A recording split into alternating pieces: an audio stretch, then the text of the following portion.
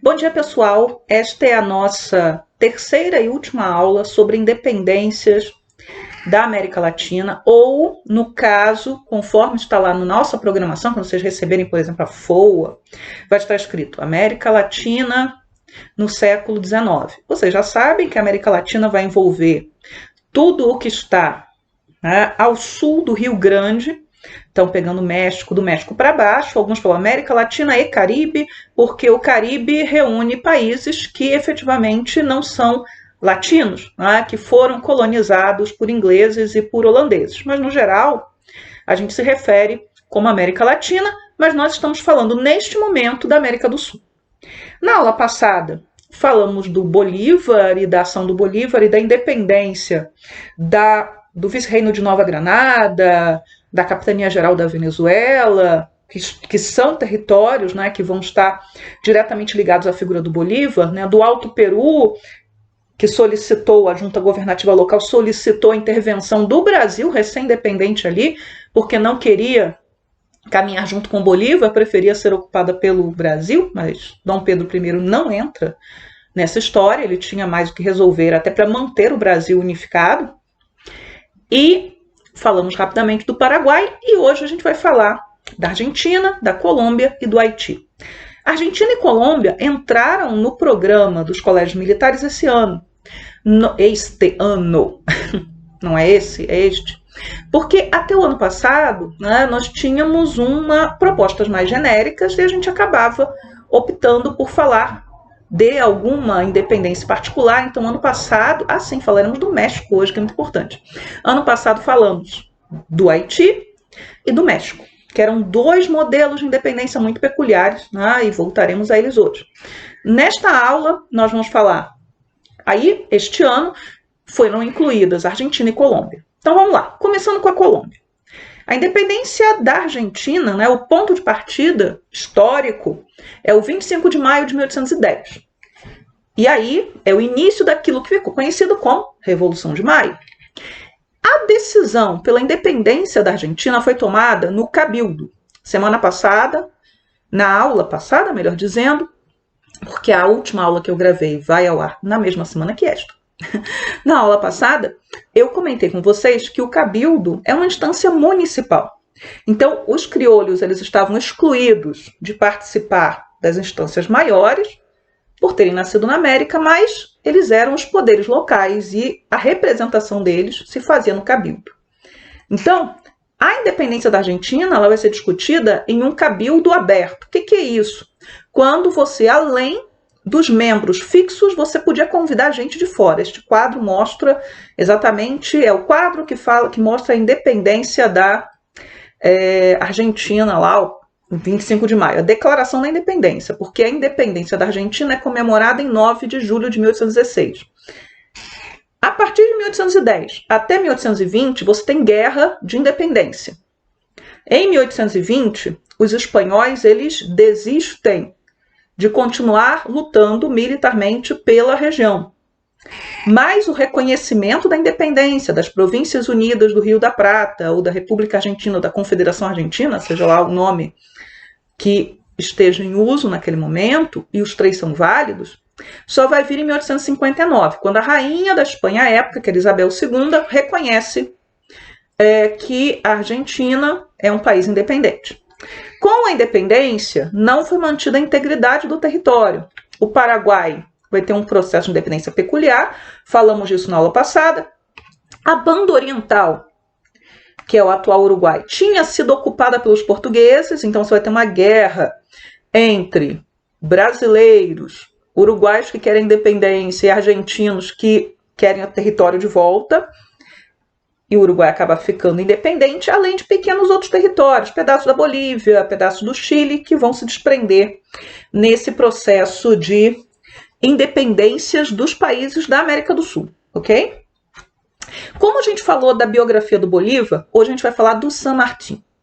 José de San Martín, ele é o maior herói da independência da Argentina. Há outros, como Belgrano, que fez o hino nacional da Argentina, mas é o San Martín que é lembrado, né, que vai ser reverenciado mais do que os outros heróis. né, que são lembrados muito mais localmente, enquanto San Martín a gente acaba conhecendo, mesmo no Brasil, onde a gente estuda muito pouco a história dos nossos vizinhos. Tá? Muito bem. O San Martín ele era de uma família criolha, família rica, nascido no interior da Argentina, ou naquela época do Vice-Reino do Prata, vai criança para a Espanha.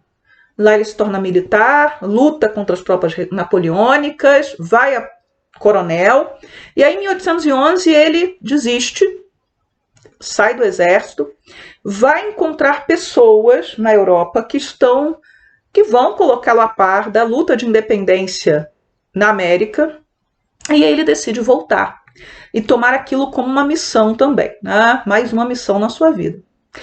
O San Martín, mais do que o Bolívar ele é um revolucionário que foi militar, né? Ele nunca foi um soldado de nenhum exército convencional. Ele liderou o exército, ele montou o exército. O San Martín não, ele era um soldado de formação, então diferente. E não era um político, era um soldado. O San Martín ele volta para o seu país e ele vai participar da luta de independência na Argentina, vai ajudar na independência do Chile e do Peru. Por quê? A luta de independência do Chile, o Chile é uma faixinha de terra, então o Chile vai estar, né, parte da luta de independência do Chile vai se dar no mar e não em terra, e o San Martín acreditava que para conseguir tomar Lima, né, que era uma cidade fortificada, uma cidade que ainda estava nas mãos dos espanhóis, ele teria que cruzar os Andes. O Bolívar cruza os Andes e o San Martín também. Então ele monta um exército de mais de 5.000 homens e ele cruza os Andes para atacar Lima. E consegue, né, participar da luta no Chile, apoiando o pessoal que estava lutando no mar, e depois ele toma o Peru, né, Lima. Na aula passada eu até comentei errado, em algum momento eu falei que o San Martín tinha colaborado para a independência de 2 países, na Argentina e Chile, mas tem o Peru também. E em Lima ele vai ser oferecido a ele a coroa, né? Algumas biografias do San Martín dizem que ele era monarquista, mas ele não se via como rei. Da mesma maneira que ele não se via como presidente, porque todas as ofertas para que ele atuasse politicamente, depois da independência, ele recusou. Em 1822, então logo na seguida aí à tomada de Lima, ele encontra com o Bolívar, na cidade de Guayaquil. Esse encontro não ficou nada escrito dele. Então ele aconteceu, eram 2 lideranças importantes, havia outras lideranças presentes. E a proposta ali, né, do Bolívar escreveu sobre, mas nenhum documento da época sobrevive. Bolívar queria montar uma tropa unificada que pudesse estender a luta de independência para todos os territórios possíveis e, claro, tentar garantir a unidade dos territórios. O sonho do Bolívar, lembrem, é uma América do Sul unificada, se não fosse possível, pelo menos a Gran Colômbia ficasse unificada. Mas o San Martín recusa. Aí ele volta para o seu país e ele fica viúvo em 1823 e começa a se retirar da vida política. E aí, como havia muita pressão em cima dele para que ele assumisse um papel dentro da Argentina independente, ele acaba partindo para o exílio. Ele vai para a França e ele morre na França. Então a gente tem os escritos do San Martín. San Martín morreu, né, com certeza de morte morrida, né, porque se discute a questão da morte do Bolívar, se foi tuberculose ou não. No caso do San Martín, ele morreu lá. Ele tem muitas frases importantes, então se vocês jogarem frases, né, San Martín, aquelas frases, lembrador, há umas frases muito legais dele falando exatamente da visão política que ele tem, né, e de serviço, né, ele cumpre missões, ele vai dizer, cumpriu uma missão, né, junto ao exército da Espanha, depois ele cumpre uma missão junto à sua pátria, ele vai usar o termo pátria, e que agora era a hora dele descansar, né. Então, San Martín é fundamental, mas depois da independência nós vamos ter problemas na consolidação dessa Argentina. E desde o início da independência da Argentina, ou das Províncias Unidas, você tem uma tensão entre a Argentina e o Brasil, porque são as 2 maiores nações, ali dentro, territorialmente falando, e o Brasil, principalmente os políticos do Partido Conservador, viam a Argentina como uma ameaça à hegemonia geopolítica do Brasil dentro da América do Sul. Daí nós termos, por exemplo, nós temos as intervenções, tanto de Brasil quanto de Argentina, nas questões uruguaias, até que você se vê obrigado, né, os dois países se veem obrigados a se juntar, e o Uruguai vai no arrasto, contra o Paraguai, que a gente vai ver no terceiro trimestre. Tá? Mas, a rigor, são nações que se veem ali uma suspeita da outra. Mas, no caso do Brasil, depois do período regencial, você tem uma estabilidade política durante o Segundo Império, enquanto a Argentina ela vai ter os problemas, né, de lutas intestinas, né, de lutas internas. Por quê? Né? Porque a Argentina ela vai ter dois partidos importantes durante o século XIX. Um é o Partido Unitário e o outro é o Partido Federalista. O Partido Unitário ele tem sede ali em Buenos Aires, ele é apoiado pelos ingleses, e esse partido ele queria o quê? Um governo central forte, uma centralização do comércio no Porto de Buenos Aires, o que enriqueceria a província de Buenos Aires. Isso não vai impedir, por exemplo, né, de tempos em tempos, que franceses e ingleses chegaram a bloquear aí o comércio, a saída do porto por questões, né, de pressão política. Muito bem. Então, de um lado, você tem o partido que é um poder centralizado forte, e do outro lado você tem o Partido Federalista, que defendia uma maior autonomia para as províncias em detrimento da capital. Então, quando a gente for falar, por exemplo, da Guerra do Paraguai, a gente vai citar que as províncias lá do norte da Argentina, a princípio, são muito próximas do Paraguai. Né? Politicamente, elas preferem negociar ali com Assunção do que negociarem com Buenos Aires. Só que o que vai ser o cálculo errado do Solano Lopes, ele decide invadir o norte da Argentina. Aí o pessoal lembra que todo mundo é argentino e que tem os paraguaios dentro do seu território. Então, acabou o amor nesse momento. Mas, de qualquer maneira, a história argentina no século XIX ela vai ser marcada, depois da sua independência, por essa rivalidade entre aqueles que querem poder centralizado e aqueles que querem o federalismo. Isso era incomum na América Latina? Não, vai ser visto nos outros países também, ok?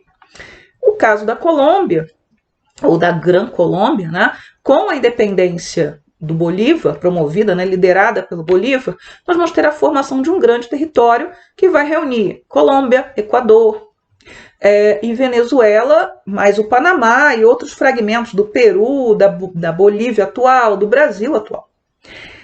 A manutenção desta unidade, ela vai ser garantida até a morte do Bolívar. E aí você já vê o quão precário era isso. Por quê? Porque cada uma das regiões tinha suas elites locais que queriam garantir os seus interesses, que queriam ter mais peso que a outra. Em contrapartida, o Bolívar e os que o apoiavam queriam um poder central forte, com políticas que fossem válidas em todo o território. Isso não vai dar certo.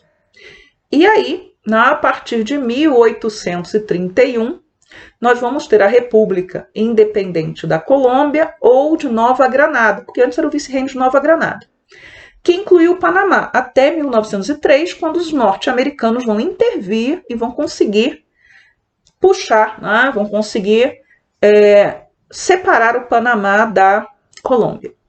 Muito bem. A Colômbia ela teve o primeiro governo constitucional da América do Sul, aí na época unificada, né?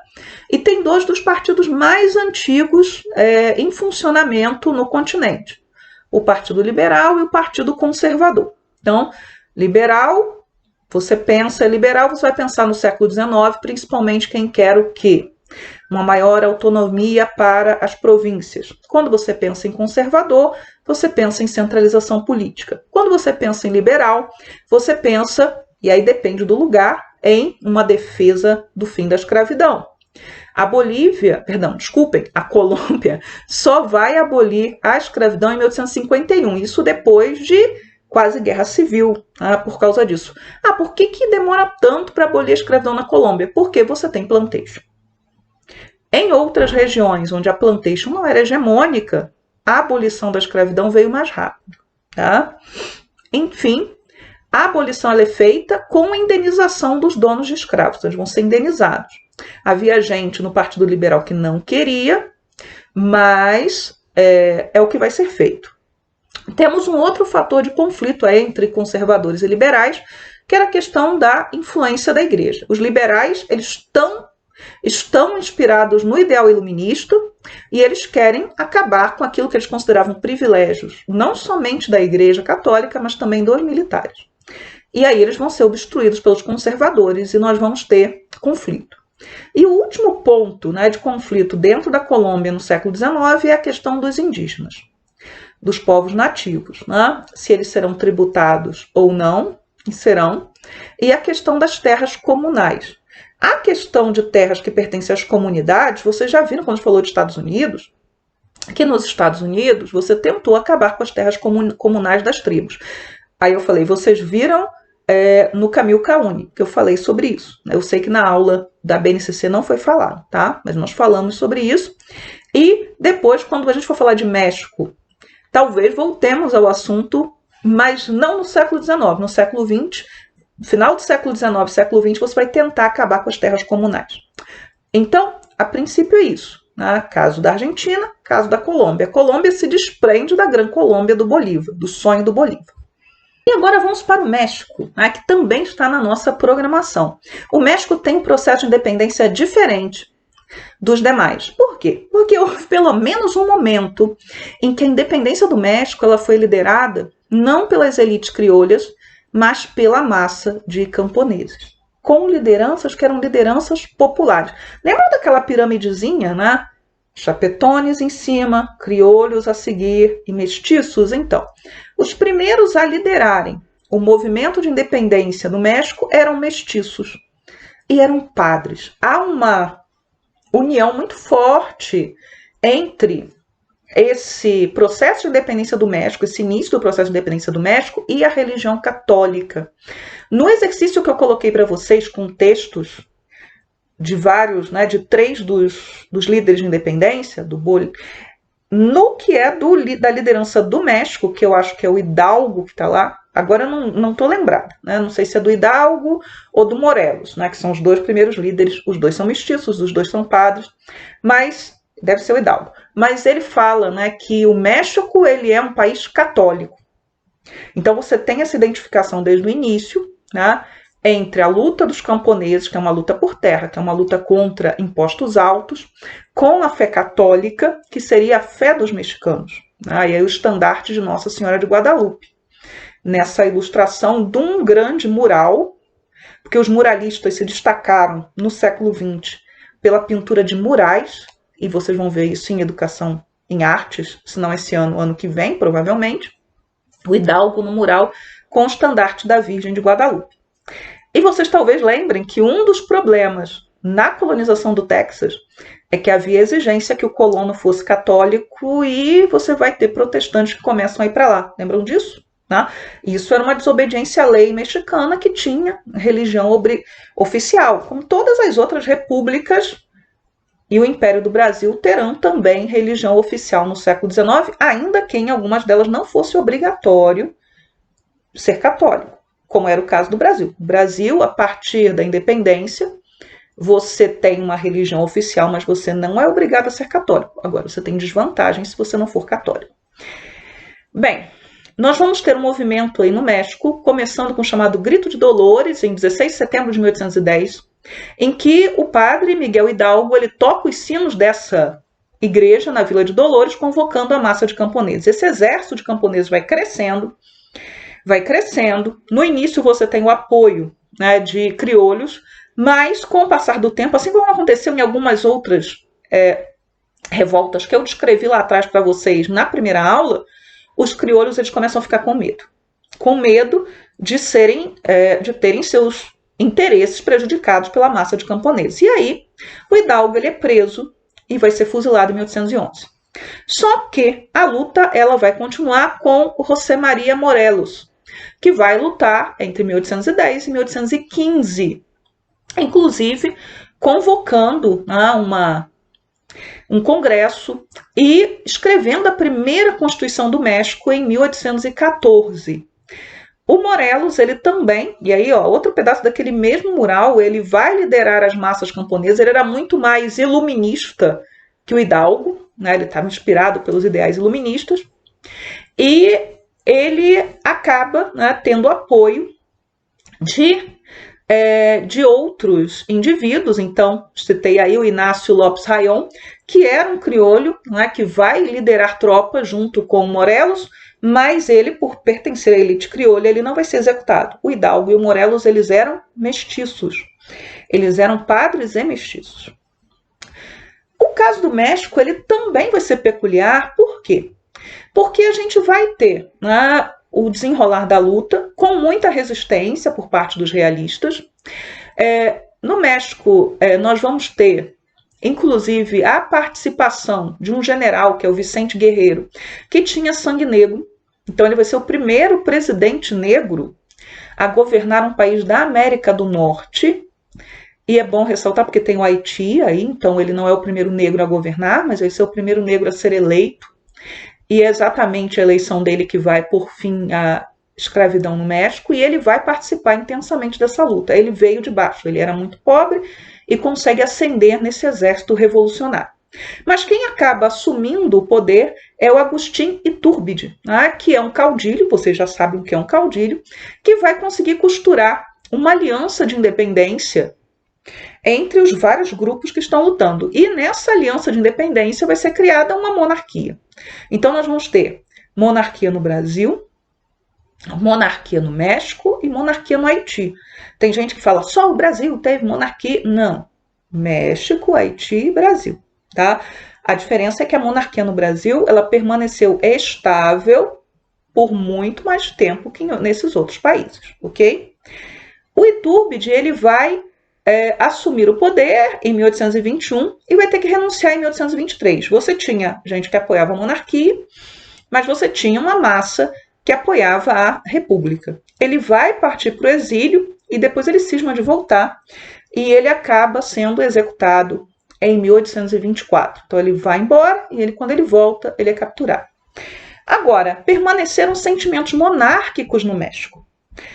E a monarquia normalmente vai estar associada, né, aos grandes fazendeiros, esse sentimento monárquico, aos setores, né, mais elevados da Igreja Católica.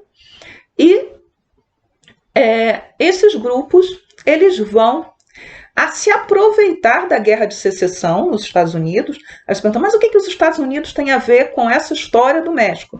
Os Estados Unidos sempre têm a ver com a história do México, mas neste caso, o que ocorre é o seguinte: governava a França um sujeito, e vamos voltar a falar dele, chamado Napoleão III, que era sobrinho de Napoleão, e que sonhava em ser maior do que o tio. Muito bem. O Napoleão III, ele vai se aproveitar da Guerra de Secessão para tentar interferir na América. Lembra lá da doutrina Monroe, América para os americanos? Os americanos não gostaram disso, mas eles estavam muito ocupados na sua guerra civil, ok? E aí, o Napoleão III, ele consegue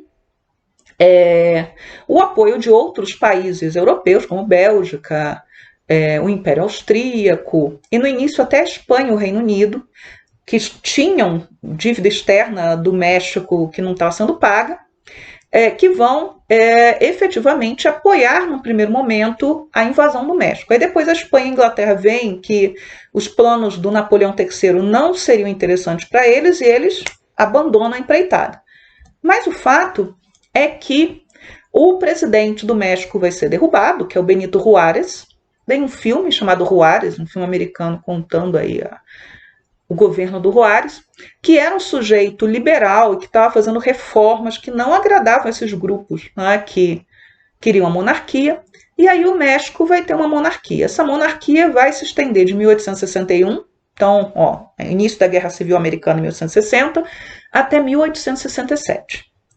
Então, você vai trazer um príncipe europeu, austríaco, que é o Maximiliano, que é irmão do imperador da Áustria, é primo do Dom Pedro II, ele veio inclusive ao Brasil, ele tinha sido noivo da filha caçula do Dom Pedro I, que morreu com 20 anos, 21 anos, então ele nunca superou a morte da noiva, apesar de ter se casado, enfim. E ele vem para governar o México, atendendo aos interesses desses grupos.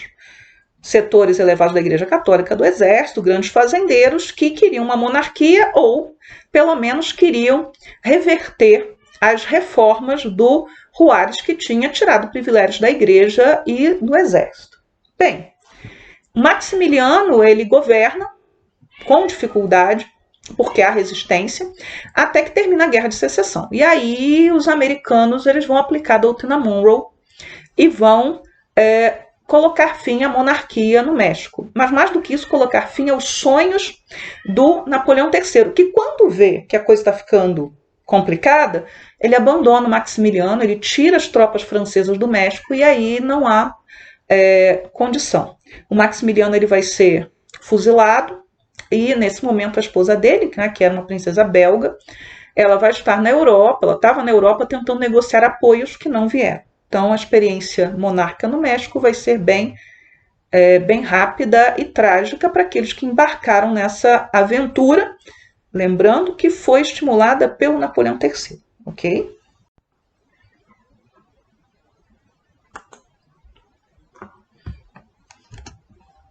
E chegamos à independência do Haiti. Se o processo de independência do México foi atípico, porque você tem a participação da massa de camponeses, pelo menos no início do processo, liderando o processo, no Haiti a coisa vai ser mais atípica ainda, porque o processo de independência desta colônia francesa vai ser liderado por negros, mestiços, alguns deles ainda em condição de escravidão. O Haiti era a principal colônia francesa nas Américas, lembrando que a França tinha perdido o Canadá, a França tinha perdido boa parte das suas colônias, então o Haiti, onde você tinha a plantação, plantação de cana, vai ser a principal colônia francesa. Os conflitos no Haiti começam em 1791, e lembrem que está acontecendo o que na Europa? A Revolução Francesa, né? E os jacobinos, eles vão abolir a escravidão nas colônias francesas, dando ainda mais força àqueles que já estavam lutando. A independência definitiva do Haiti vem em 1804, quando os haitianos derrotam as tropas napoleônicas. Então, Napoleão não perdeu na Europa, mas as tropas de Napoleão perderam na América, perderam no Haiti. Tá? O Haiti é a segunda nação da América a se tornar independente. E a independência do Haiti, ela traz um grande terror para os senhores de escravos no continente inteiro. Né? Nós vamos ter no Brasil, por exemplo, o termo, no século, haitismo, né? Referindo-se a escravos rebeldes, referindo esse sentimento de luta que vai estar presente aí nessa ideia de que a qualquer momento podemos ter um Haiti aqui.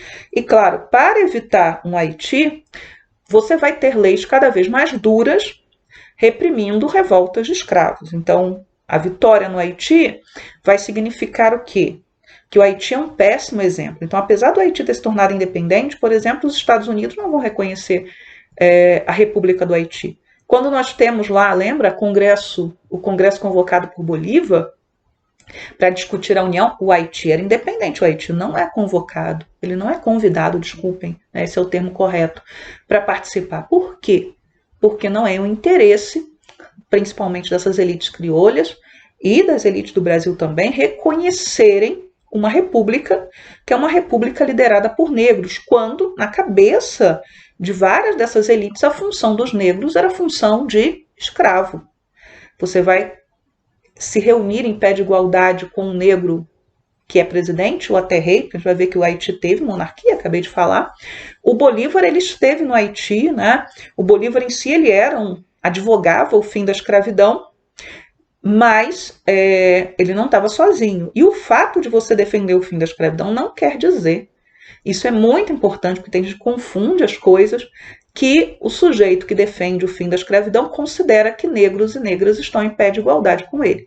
Isso era muito comum no século XIX. Você considerava imoral, você considerava algo que te ofendia pessoalmente a escravidão, mas você olhava para os negros e negras como gente inferior. ou inferior que pudesse se elevar caso recebesse a devida educação, as devidas oportunidades e ficar em pé de igualdade com os brancos, mas mesmo assim entre essa elevação, né, o lugar em que estava a elevação, você ia ficar sob tutela por algum tempo, ou eles eram vistos como seres inferiores. Olha, a escravidão é feio para a gente, mas vocês nunca vão poder estar ocupando os mesmos espaços que nós. Então, isso não é incomum. Então, cuidado, né? Quem constrói a ideia de que ser abolicionista é também ser alguém que defende igualdade, são coisas diferentes no século XIX, até o início do século XX. Muito bem. O primeiro grande nome da independência do Haiti é o Toussaint Louverture. Nasceu escravo, não se sabe quando ele se tornou livre. Ele lutou, né, nos conflitos que eram comuns na ilha de Santo Domingo, entre franceses e espanhóis, franceses e britânicos, então ele ganha experiência militar. Ele já era um homem, né, não era um homem jovem quando começa a Revolução Haitiana, e ele vai ser o principal comandante militar no início dessa revolução. Então, olha aí, o mapa da ilha de Santo Domingo, então você tem de um lado a República Dominicana, que era colônia espanhola, e do outro lado o Haiti, que era colônia francesa, ok? O Toussaint Louverture, ele vai, né, liderar o processo de independência, ele vai, né, reunir um exército de escravos e livres. No exército do Louverture havia brancos, ele não vai excluir os brancos, ele vai ter os brancos ali junto com eles. Quando os jacobinos eles vão abolir a escravidão, né, as relações com os franceses elas acabam sendo reatadas, e aí, né, começa uma guerra entre os haitianos apoiando os franceses e os espanhóis que estavam na outra parte da colônia. O Louverture e os seus generais eles conseguem conquistar a ilha inteira, a ilha inteira, parte da Espanha e a parte da França. Então, durante algum tempo, o Haiti, né, esse país independente, Haiti reuniu a ilha inteira de Santo Domingo. Agora, a guerra ela não tinha terminado. Então, você vai ter uma resistência dos senhores, né, com a questão da libertação dos escravos. O que você tinha, né, de trabalho, né, para se fazer ali? Era trabalhar nas fazendas. E os negros libertos, muitos deles não querem voltar a trabalhar para os seus antigos senhores. E aí, o Louverture ele vai tomar uma medida, aplicar uma medida polêmica, que é obrigar ao trabalho compulsório. Eu expliquei o que é trabalho compulsório para vocês. É aquele trabalho que você é obrigado a fazer. Seja ele com ou sem pagamento, você não tem como escapar dele.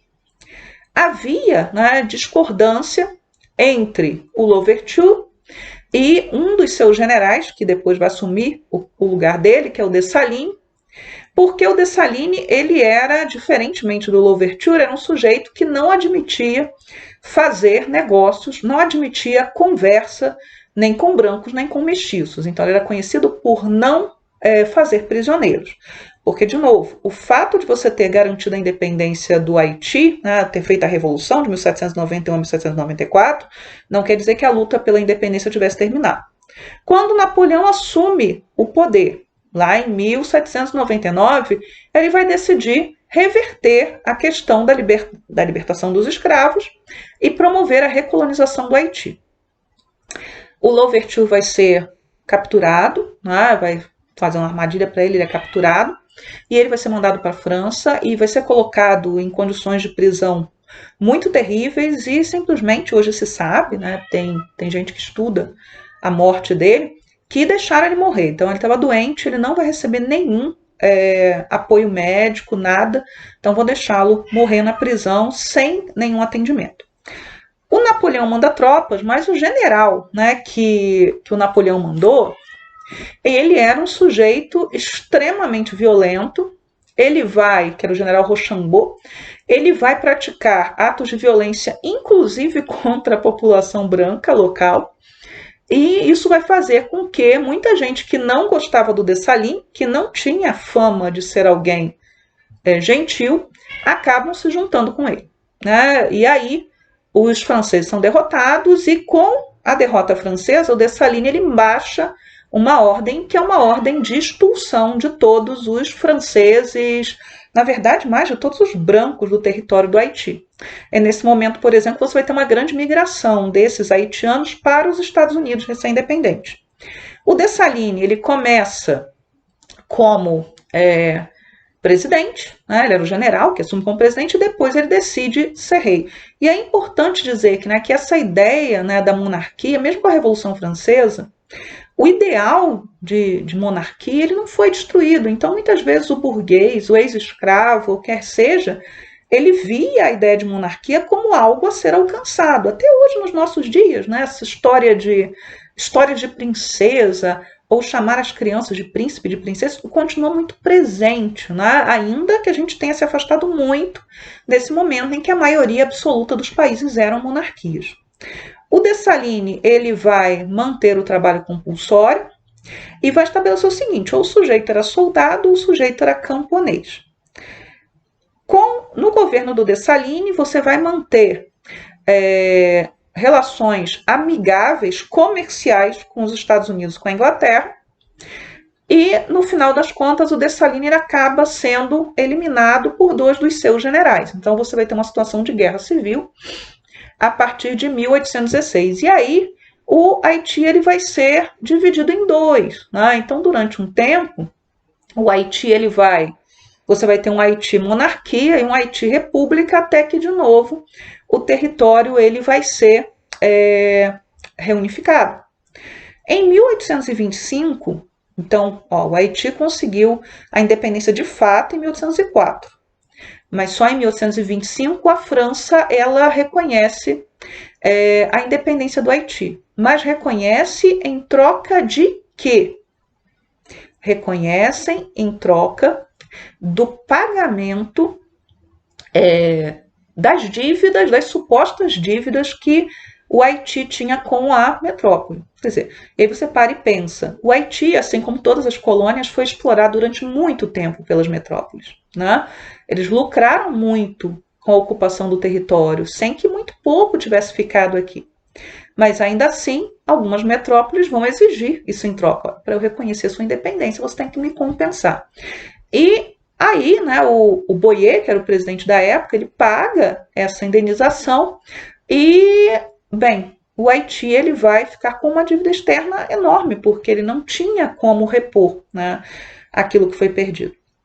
Bem, a independência do Haiti, de novo, né, fazendo esse percurso, é um marco, vai ser o primeiro país das Américas a banir a escravidão completamente e, no processo, banir também da ilha inteira de Santo Domingo, né? Porque, pelo menos durante parte do período, o território que era da Espanha vai estar sob o poder do Haiti. Vai ser o único processo de independência a ser liderado por negros. Eles são os líderes, eles vão compor o governo, e isso, no momento em que a escravidão era quase universal na América, isso tem um peso muito grande. Um peso representacional, né, de representação, né, de que você pode fazer, pode conseguir, mas também um peso em termos do terror que isso vai exercer sobre as elites desses países latino-americanos. Então, pessoal, esta é a nossa aula. Qualquer dúvida, usem o fórum, não deixem de usar. Nós vamos ter, a partir daqui, nós vamos voltar para a Europa, né, e falar de novo do continente europeu, mas é muito importante nós olharmos para a América Latina, olharmos para os nossos vizinhos. Muitas vezes o Brasil ele parece que está de costas para a América Latina e olhando muito mais para a Europa e para os Estados Unidos. E até vou citar um exemplo, né? Vocês aqui no Colégio Militar viveram isso, né? A língua espanhola foi tirada do currículo das escolas brasileiras na última reforma do ensino médio. E a língua espanhola, né, nós como único país nas Américas, na América Latina, que fala a língua portuguesa, o espanhol é uma língua fundamental para que nós possamos estreitar laços econômicos, políticos, culturais com os nossos vizinhos. Então há uma luta nesse momento no Congresso Nacional para que você possa retornar com o espanhol para o currículo brasileiro. Veja, não foi uma decisão do governo atual, foi uma decisão anterior. A reforma do ensino médio foi da época do governo Temer. Então você tem uma luta no Congresso até por conta dos nossos vizinhos, da importância das relações comerciais brasileiras com o resto da América Latina, e principalmente com o Mercosul, para que volte a língua espanhola. Então, nós precisamos conhecer melhor os nossos vizinhos e eles precisam nos conhecer melhor também. Então, é isso. Tchau, tchau para vocês.